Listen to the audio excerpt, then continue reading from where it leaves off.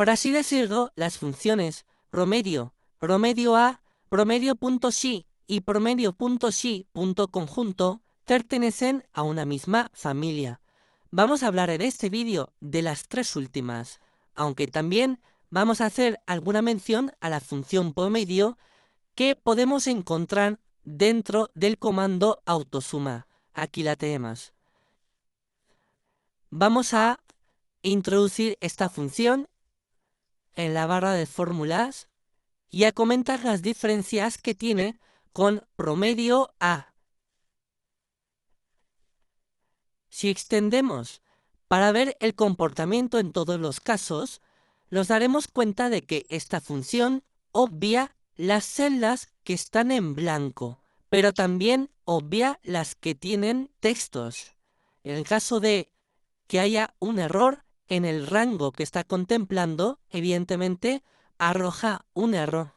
Y si hay un 0, lo tiene en cuenta como si fuera cualquier otro número. Y evidentemente el promedio baja. Sin embargo, la función promedio A, vamos ahora a extender la función después de haberla cambiado en la primera celda y nos daremos cuenta de que la diferencia es que cuando hay un texto, la función promedio A sí lo tiene en cuenta y además lo tiene en cuenta como un 0, puesto que el promedio vemos que ha bajado al igual que lo hace en la columna donde hay un 0. En cuanto a la función promedio.si, esta calcula el promedio de un rango de celdas siempre que se cumpla una condición. Vamos a hacer una prueba en esta celda intentando averiguar el promedio de precio de las viviendas que están vendidas, es decir, las que en esta columna pone la palabra vendido. Vamos a introducir la función es igual a promedio.si y vemos que hay tres argumentos. El primero de ellos es el rango donde están los criterios, que será esta columna. Después es el propio criterio, que es la palabra vendido,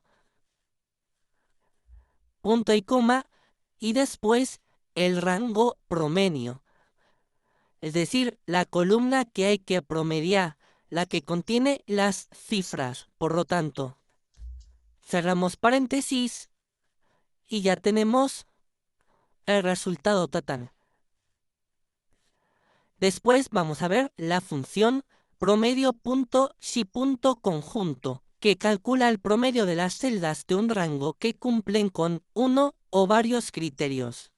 En este caso vamos a hacer un ejercicio donde tenemos que calcular el precio medio de las viviendas vendidas y además que estén en la calle Castellana. Es decir, esos son los dos criterios.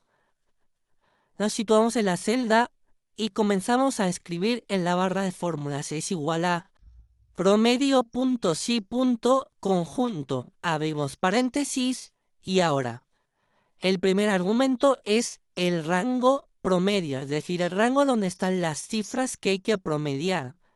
Es este rango.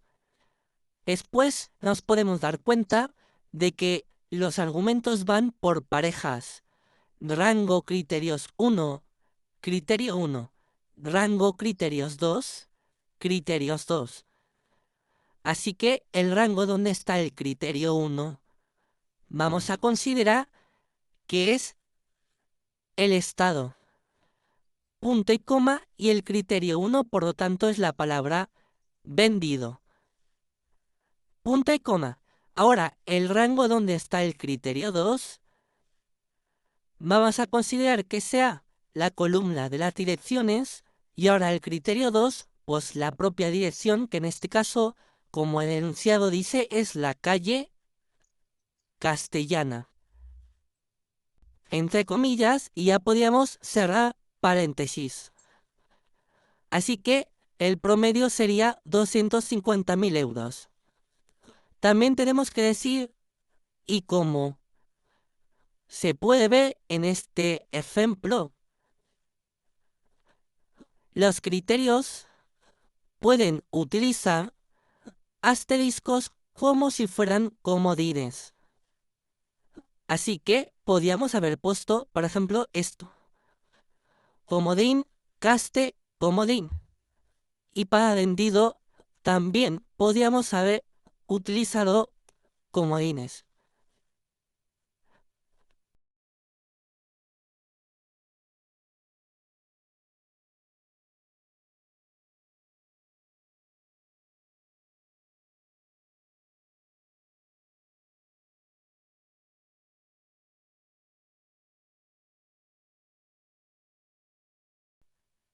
La interesante función pronóstico se utiliza para pronosticar un valor en una posición determinada a lo largo de una escala de tiempo. Está claro basándose en datos históricos anteriores. Vamos a poner un ejemplo ayudándonos de esta tabla que tenemos en pantalla, donde en una de las columnas hay una serie de meses numerados y también en otra columna hay una serie de datos conocidos. Estos datos son ventas y el ejercicio trata de pronosticar las ventas que habrá en un mes determinado, considerando que todo transcurrirá con la misma lógica que hasta el momento. Vamos a situarnos en la celda en la que hay que hacer el pronóstico y nos damos a la barra de fórmulas, en la que introducimos signo igual y el nombre de la función, que es pronóstico. Podemos ver que hay tres argumentos para complementar. El primero de ellos es X, que se refiere al punto de dato o al mes que es conocido. En este caso, el punto conocido es el número 9, así que tendremos que hacer referencia a D19. El siguiente argumento, después del punto y coma, es conocido Y, es decir, la serie de datos ya conocidos, en este caso las ventas. Ahora escribimos punto y coma y el último argumento es conocido X, que se refiere a la serie de puntos de datos o números de meses en este caso.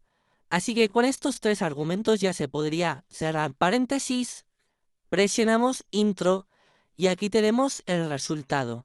Es decir, considerando que desde el mes 1 al mes 6 se han generado estas ventas, en el mes 9 se generarán estas otras ventas.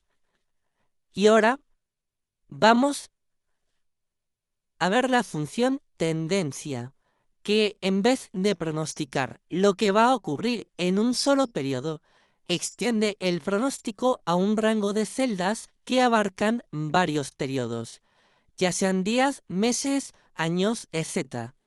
Además, y para esta función, previamente tenemos que seleccionar el rango donde se tiene que extender nuestra tendencia o pronóstico. Aquí en pantalla podemos ver a la función tendencia ya en acción. Vemos que está ofreciendo unos resultados para una serie de ventas ya conocidas. Pero vamos a realizar el ejercicio desde el principio.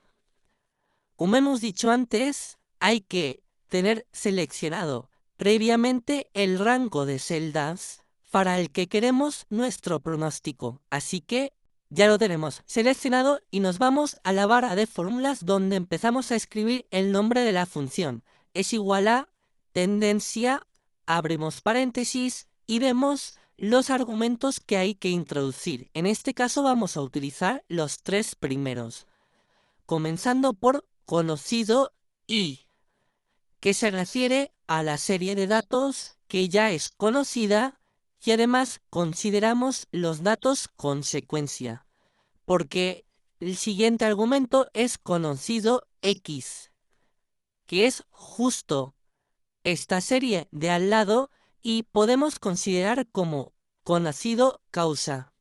En otras palabras, las visitas concertadas son la causa de las ventas. Si escribimos punto y coma, a continuación tenemos nueva matriz X, Pues está claro que si conocido X era esta serie de datos de aquí, la nueva matriz X será esta. Y ya con todo podemos cerrar paréntesis y esta vez ya no presionar intro como cualquier función.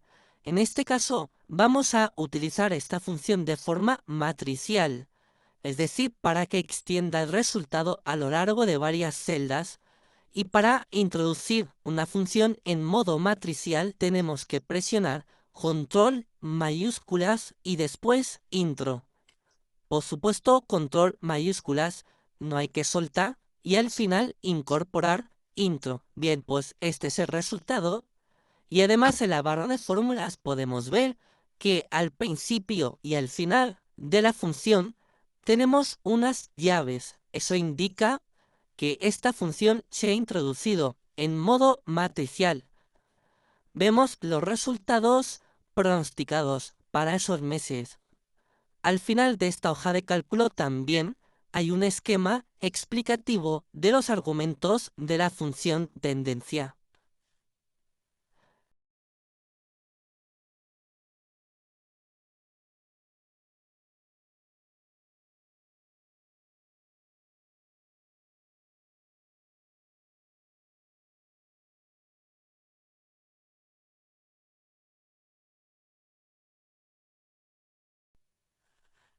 En Excel 2016, y hablando de funciones, tenemos una interesante novedad respecto de la versión anterior 2013.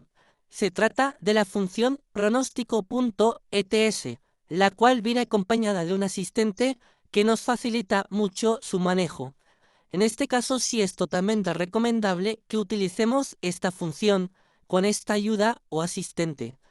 Esta función es capaz de ofrecernos todo un informe, tanto gráfico como numérico, de un pronóstico de comportamiento de una serie de datos conocidos.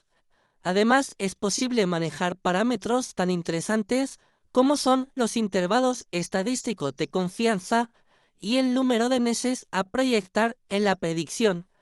En este archivo podemos ver una serie de datos que corresponde al Instituto Nacional de Estadística de España, en la que se refleja el número de parados a lo largo de unos periodos, concretamente desde el 31 de marzo de 2012 hasta el 30 de junio de 2016. Nuestro objetivo sería crear una predicción o un pronóstico de el número de parados unos cuantos periodos hacia adelante a partir del último cierto que tenemos, que como hemos dicho antes, se sitúa en junio de 2016. Para ello vamos a situarnos en cualquier celda de la serie de datos, pero cuidado porque los encabezados de fila tienen que estar separados de la serie de datos. Así nos ponemos en cualquier celda, como decíamos, por ejemplo, en esa íbamos a la ficha datos y después dentro de el grupo previsión tenemos el asistente también con el mismo nombre previsión. Hacemos clic y se abre un cuadro de diálogo donde podemos hacer clic en opciones para que se amplíe. Vamos a comentar los aspectos más importantes de este asistente. Empezando por la parte superior derecha, vemos dos iconos, desde los que se puede elegir el tipo de gráfico que representará nuestro pronóstico. Este es un gráfico de columna y el que viene siempre por defecto es de líneas. También otra cosa interesante es fijar el final del pronóstico. Por defecto, Excel nos ofrece la fecha 30 de septiembre de 2017, es decir, unos cuantos trimestres después de la última cifra cierta. Esto lo podíamos cambiar con este selector que tenemos aquí fácilmente, por ejemplo así, y también podíamos cambiar el intervalo de confianza, que es un estadístico que se suele utilizar en torno al 95%. Pero, por ejemplo, desde este controlador de número lo podríamos variar. ¿Cómo se puede apreciar si variamos? Significativamente este intervalo de confianza también varía el margen que ofrecen estas líneas amarillas. Por ejemplo, si ponemos un intervalo de confianza igual al 20%, vemos cómo se ha estrechado muchísimo este margen que ofrecen las líneas amarillas. Vamos a volver a poner 80 y ahora también comentar que Excel nos ofrece la posibilidad de rellenar los puntos que faltan con interpolación o con ceros. ¿Esto qué significa?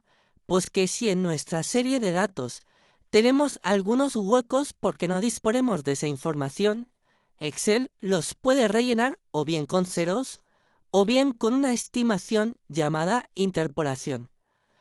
Por último, comentaremos que desde esta casilla de verificación podemos hacer que se incluyan unas estadísticas sobre el periodo de previsión en el informe que podemos crear si hacemos clic en este botón. Que por cierto, vamos a hacer clic ya en él y vemos cómo se ha agregado una nueva hoja llamada hoja test. Antes estábamos en datos INE. Ahora tenemos aquí hoja test, donde se ofrece de forma numérica toda la serie de datos cierta, así como la previsión. También se ofrecen de forma numérica los intervalos de confianza. También podemos ver el gráfico, pero ya no con una vista previa, sino un gráfico real que podemos cortar, por ejemplo, con control X y llevárnoslo a otra hoja nueva, por ejemplo, esta, pegándolo.